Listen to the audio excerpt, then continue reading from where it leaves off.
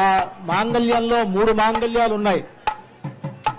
ఒకటి పుట్టినింటి వారి మాంగళ్యం, ఒకటి మెట్టినింటి వారి మాంగళ్యం, ఇంకొకటి భక్తులైనటువంటి రామదాసు గారు తయారు చేయించినటువంటి మాంగళ్యం. అంతా సేవించండి. ఆ మాంగళ్యాన్ని రామచంద్రమూర్తి సీతమ్మ వారి మెడలో అలంకరిస్తారు ఇంకొద్దిసేపట్లో. మన పద్ధతిలో దక్షిణ దేశంలో మాంగళ్య ధారణ అనేటువంటిది ముహూర్త సమయానికి జరుగుతుంది. తమిళనాడు ఆ ప్రాంతాలు. మన తెలుగు వారు ముహూర్త సమయానికి జీలకర్ర బెల్లం ఉంటుంది. ఇవన్నీ కూడా మనలో కలిసిపోయి ఉన్నాయి. ఈ ఆచారాలన్నీ ఇవన్నీ మనకి రామచంద్రమూర్తికి ఆ ఆచారములన్నిటితో పాటు జరిగేటువంటి గొప్ప కళ్యాణం. ఆ రామచంద్రమూర్తి సీతమ్మ వారి మెడలో ఆ మాంగళ్యాన్ని ధరింపజేసేటప్పుడు జగద్రక్షణ హేతున అంటారు.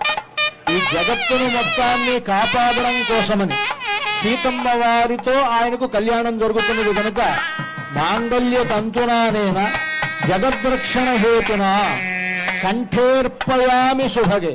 ఇక్కడ మామూలుగా అందరూ కంఠే బధ్నామి అని అంటారు, కంఠే అర్పయామి అని అంటారు. ఆ విధంగా చెప్పాలి మంత్రం.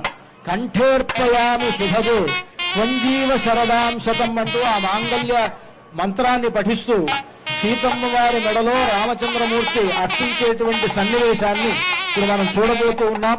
అర్చక స్వాములు ఆ కార్యక్రమాన్ని నిర్వహిస్తూ ఉన్నారు. సాక్షాత్తు రామచంద్రమూర్తి సీతమ్మ వారి మెడలో ఆ మాంగళ్యాన్ని ధరింపజేస్తూ ఉన్నారు.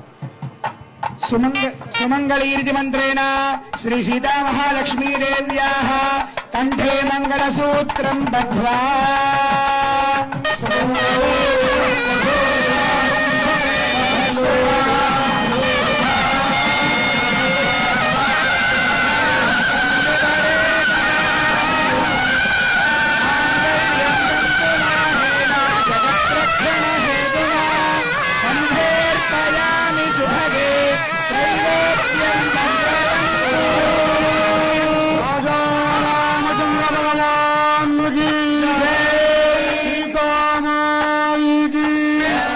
లక్ష్మణ స్వామి